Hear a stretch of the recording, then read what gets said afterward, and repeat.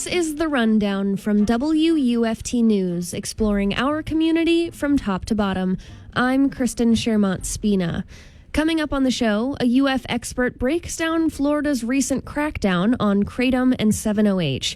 And later, an audio postcard will take listeners on a journey to the bottom of Devil's Millhopper Geological State Park. But first, if you've been downtown in Gainesville recently, you might have noticed a lot of construction going on around Southwest 1st Avenue. The city is reimagining the area into a pedestrian-only space they're calling the Streatery. The project is expected to cost almost $5 million. I visited the construction site late last month, where I got to speak to project manager Brian Singleton. He showed me what work had been done already and what remains. So right now we're standing on the corner of Southwest 2nd Street and Southwest 1st Avenue. The crews are actively working on laying brick pavers on 2nd Street and placing concrete base for brick pavers.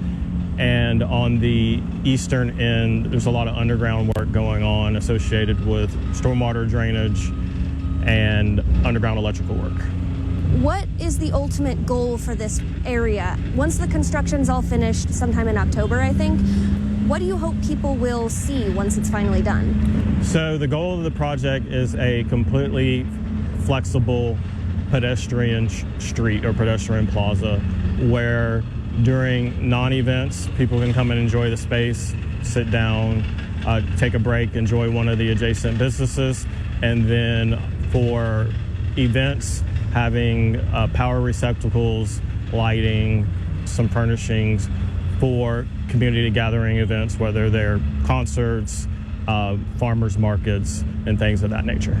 The city has to be mindful of its spending, obviously, but what makes this project, in your opinion, worth it to the city to invest so much time and money and effort into a project like this? Downtown is one of our priorities to reinvest in. The original street was built in the early 1900s. With this being such a old street, there really was not any underground stormwater drainage, so there is now. All of the lighting systems have been upgraded or will be upgraded. There's also will be power receptacles added along the corridor for art markets or farmers markets so that vendors have a place to plug into opposed to running generators. So all that required a bunch of underground conduit and electrical work as well. The facility will be closed to vehicles except for 2nd Street and 1st Street, or they'll be continue to go north and south.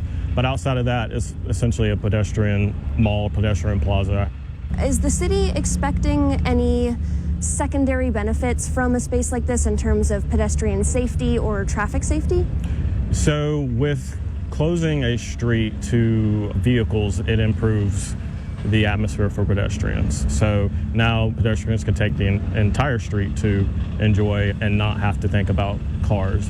At 2nd Street and 1st Street, where the roadways will transverse the streetery, we've added these flat tabletops, so that will encourage vehicles to slow down as they're driving through. We reincorporated that historic bricks into certain areas here. It's a much more vibrant and tactile surface to encourage cars to slow down. You'll see some different colored areas.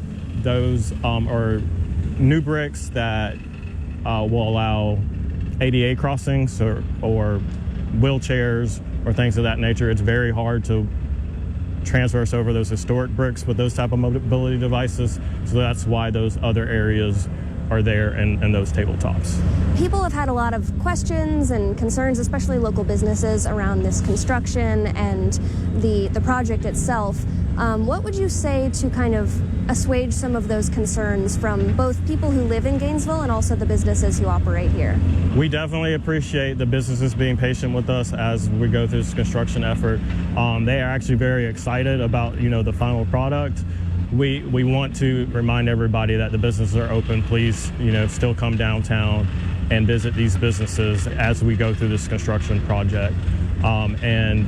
Post-construction, they will have a lot more opportunities for patrons to come and visit and enjoy this outdoor space and their indoor spaces as well. How would you go about reassuring people about the parking situation? Are you adding more parking spots, or is this mostly just a pedestrian area? So for the Streatery itself, in the closure standpoint, the parking is spot neutral. We have more than 2,000 public parking spaces downtown. All that can be found on our website. Some of them are free. Some of them do have a fee associated with them. When it comes to private parking lots, read those signs as you're entering the parking lot. Not all of them are open to the public. Some of them have fees. So whenever you're parking downtown and you're pulling off the street or parking anywhere downtown, read the signs and make sure you're conscious of what the rules and regulations are with the signage. That was Project Manager Brian Singleton talking with me at the construction site of the Streatery project in downtown Gainesville. Southwest 2nd Street just reopened for vehicle traffic last week.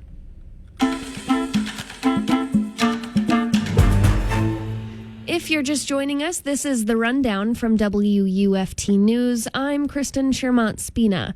Florida has a lot of stories to tell. Do you know your community's history? It's time for a trivia question.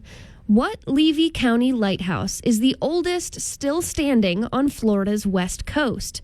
Stay tuned to the end of the show for the answer.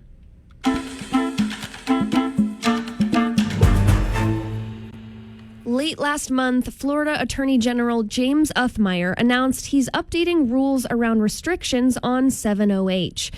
WFSU's Tristan Wood spoke with an expert about the drug that comes from Kratom. 7-OH is a naturally occurring compound in the Kratom plant. It can be extracted from the plant to create potent products with similar effects to opioids. Uthmeier listed 7-OH products as a controlled substance more than a year ago. Now he says manufacturers have circumvented the ban. At the outset, we did see significant exodus of products and businesses after we initiated the first rule. So it did do a good job. That said, I think people that make tens of millions or more on this, which is what these retailers appear to be making, they're going to dodge the rule. They're going to try to keep making that money, and we continue to see the adverse health consequences, more so even last year with the new rule in place. Uthmeier's announcement extends the limit to several other synthetic kratom compounds and places more stringent restrictions on 7-OH. No product can contain more than 1 milligram of 7-OH per gram. Also, products must contain at least 100 times more mitragynine, another compound in kratom, than they do 7-OH. Christopher McCurdy, a kratom and 7-OH researcher at the University of Florida, says leaf kratom products will be largely unaffected, because that concentration is consistent with what naturally occurs in the kratom plant. You're going to still see mostly all of the powdered products like, leaf powders, encapsulated leaf. You'll also still see some of the extracts and concentrates. McCurdy says he thinks the rule change is a good thing. He says while research is ongoing about kratom's usefulness for dealing with opioid addiction, 7-OH and other synthetically enhanced substances pose much higher risks. He compared it to the difference between light beer and Everclear. To me, kratom falls into that same sort of risk category where the leaf material is probably the least risky, but it still has risks associated with it.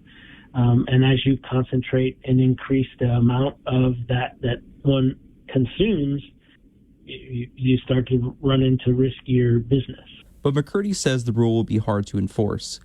He says he and other researchers have found products for sale in Florida that violated the previous restrictions.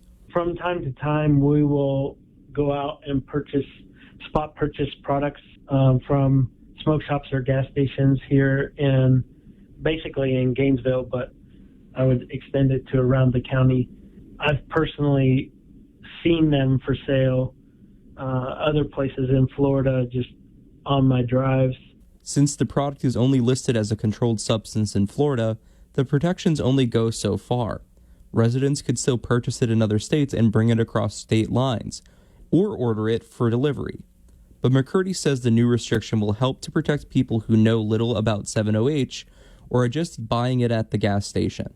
What it does stop is people that don't know anything about it or walk into a smoke shop and say, hey, I've heard about Kratom, I want to try it. And some of these vendors have been just saying, like, this is the newest best-selling thing, and people are trying for the very first time, a pure opioid and not Kratom leaf or Kratom extract that, they were hoping to buy. Ultimately, McCurdy says he wants to see more Kratom research, but he thinks rules are needed to help keep customers safe. My feeling is if regulations can be put in place properly, that they should be treated just like we see cannabis being sold in dispensaries, where you have someone that can provide some sort of education, some sort of, assurance that the product is what it says it is, and that it's been third-party tested and all of those types of things, and sell them to someone that is of age, Violations of the rule could lead to felony arrests in Florida. For WFSU News, I'm Tristan Wood. This is the rundown from WUFT News. I'm Kristen Shermont-Spina. Coming up on the show, get out your hiking boots. We have an audio postcard from Devil's Millhopper Geological State Park. That's after a quick break. Stay with us. We'll be right back.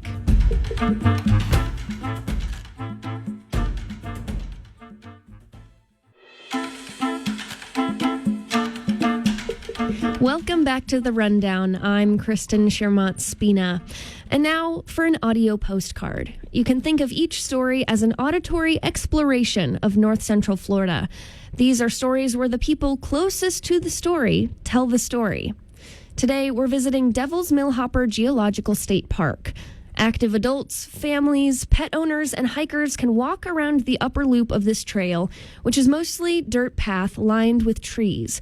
This rests above the natural wonder that attracts people to this spot, the 120-foot deep sinkhole.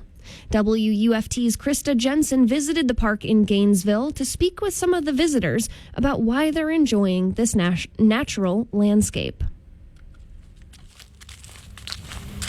At the beginning of the path, you start off on a paved area, and then the pavement goes to the left on a trail, and then if you go to the right, you kind of get some rocks and some of the dirt.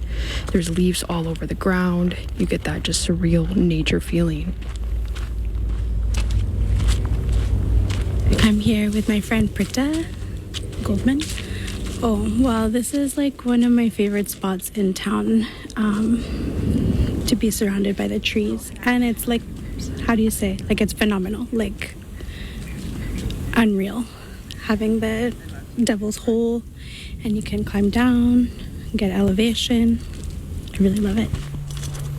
At the front entrance of the park, there is a little posting sign, and it says Devil Millhopper Geological State Park, opened in 1974. And there are stairs that you can take down. They're wooden, have a little bit of weather, but they're just outdoor steps that lead you down from the upper trail to the sinkhole.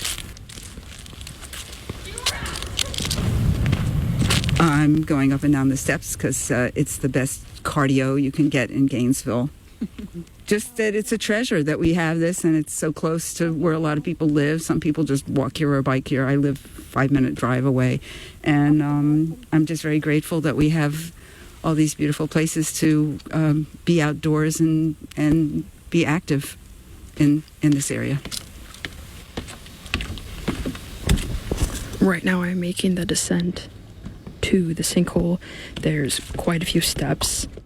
It gets greener as you get a little bit closer, but there's waterfalls. It's a sinkhole, so the ecosystem allows a little bit more. But the trail here, it's definitely very active.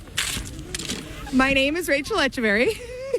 Hiking and spending time together is wonderful. It's great to get outdoors, and it's brisk today, but it's gorgeous and beautiful, and I love to see Florida. We're from California, so it's nice to explore a little bit and see what they have to offer here.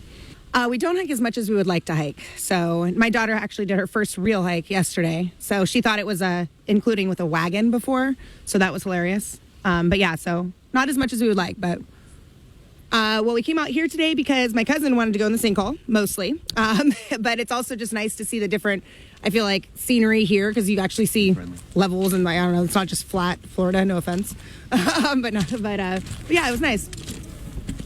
It's so peaceful out here, and the colors and just the atmosphere. You can get away, you can go around the loop as many times as you want, and you're really just in your own little place. It's a very easy trail, but it's very beautiful. And now I bid you farewell. It's my time to slowly make my way up these stairs. I say slowly because I'm looking around at the sinkhole one final look and listening to the waterfalls, but really, it's just because it's going to take me some time getting back up these stairs. Krista Jensen, WUFT News.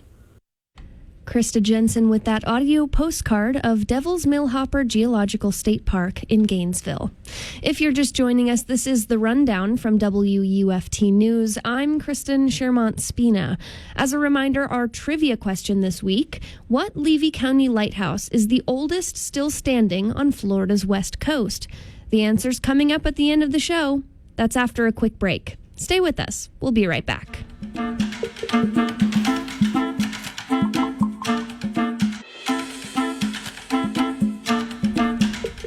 Welcome back to The Rundown. I'm Kristen Shermont-Spina. July 7th was National Tell the Truth Day, dedicated to honesty. But we all tell little white lies from time to time. We sent out WUFT's Bailey Perdue to hit the University of Florida campus and ask students the last time they told a white lie and why. My name is Michelle Nolan. When was the last time you told a white lie?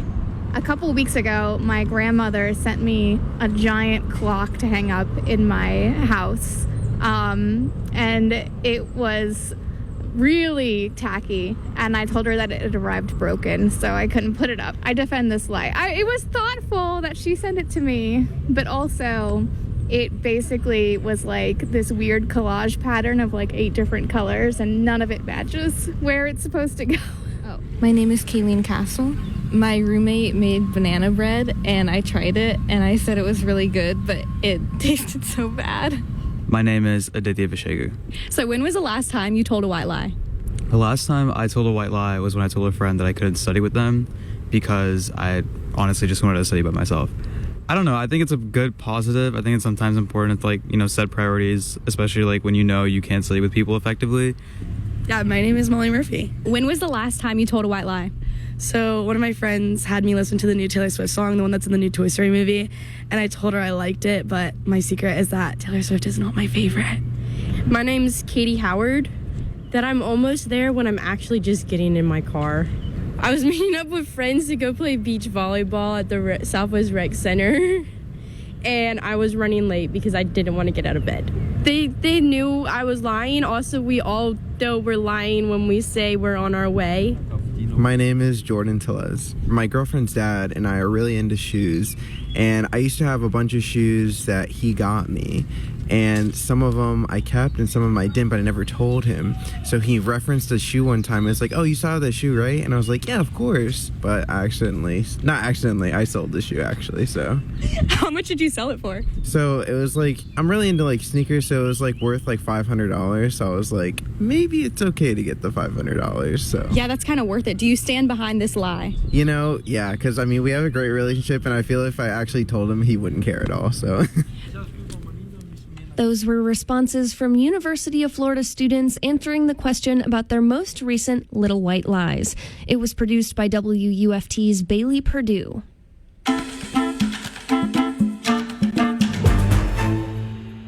Before we end the show today, we have another edition of Bird Note. Today's episode is about the American crow and how it raises its young. This is Bird Note. You're hearing American crows defending their nest, protecting their young. Although the American crow may seem rather blasé about pillaging another bird's nest, like that of this house finch.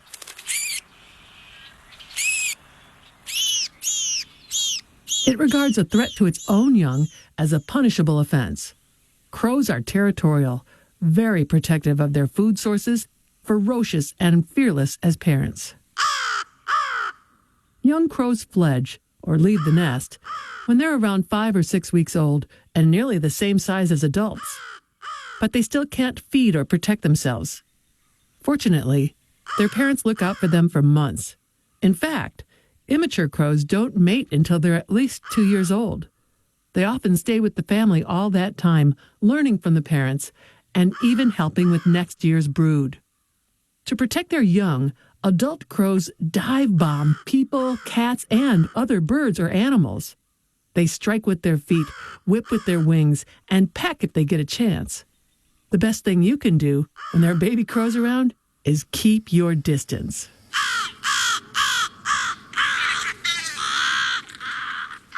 For BirdNote, I'm Mary McCann. That was BirdNote, a nonprofit independent media production that inspires listeners to care about the natural world and take steps to protect it. The Rundown is a production of WUFT News out of the University of Florida College of Journalism and Communications. The team that made the show possible this week includes Dave Bearswain, Dana Hill, Tristan Wood, Krista Jensen, and Bailey Perdue. Do you have comments or questions about the show today or ideas for future shows? Email us at therundown@wuft.org. And if you want to go back and listen to this episode again or any of our previous episodes, you can find the show in podcast form on wuft.org/therundown or wherever you get your podcasts. Our trivia question this week was, what Levy County lighthouse is the oldest still standing on Florida's west coast? The answer? Seahorse Key. The lighthouse was completed in 1854. It's only 30 feet tall, but it's located on a sandy peak that is 42 feet high. Seahorse Key, including the lighthouse, became part of the Cedar Keys National Wildlife Refuge in 1929. That's it for The Rundown. I'm Kristen Shermont Spina.